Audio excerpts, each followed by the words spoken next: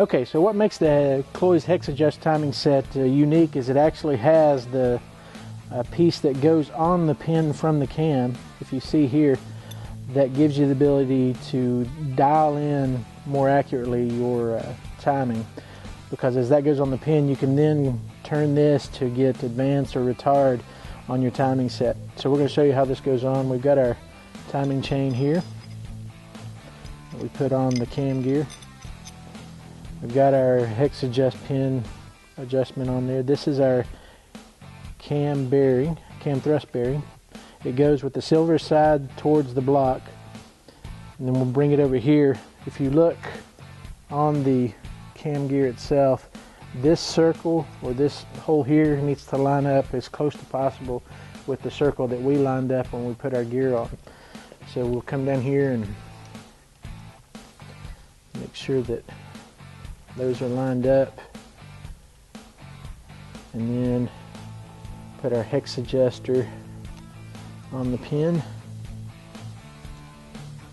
and now we need the bolts to put it on.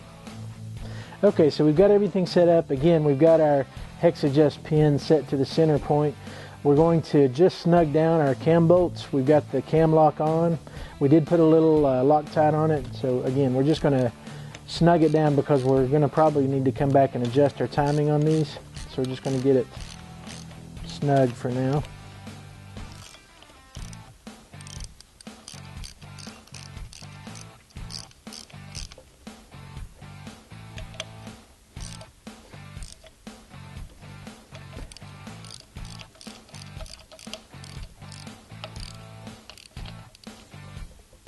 Okay, so now we've got everything on, we can come back and check our valve clearance. Okay, so now that we've got the timing set on, we can take our stop plate off of the #1 cylinder. We're going to put a little modeling clay on here before we put the head gasket and head on so that we can check our valve clearance. You can use any sort of modeling clay that you have. It's not real important what kind you use, it's just it's a material to use to actually check the actual depth and the valve clearance on the head. So let's get all that put on and we'll move to the next step. So we've got our modeling clay. What we're going to want to do is make sure that we fill in the valve galleys themselves and go around it. So we're going to break off some here and press it in, making sure it goes completely into the valve galleys.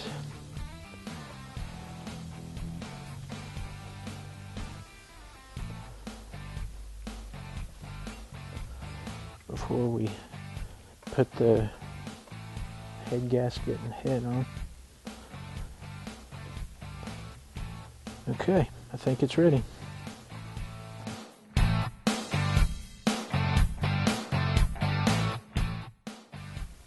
So now we've put our head gasket and our head on. Now we're going to bolt it down, and then we can check our valve clearance.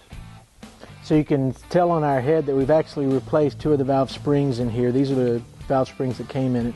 On the #1 cylinder, we replaced the valve springs with test valve springs, which are really low compression, which give us the ability to check our valve clearance. So that is something that it makes this job a whole lot easier.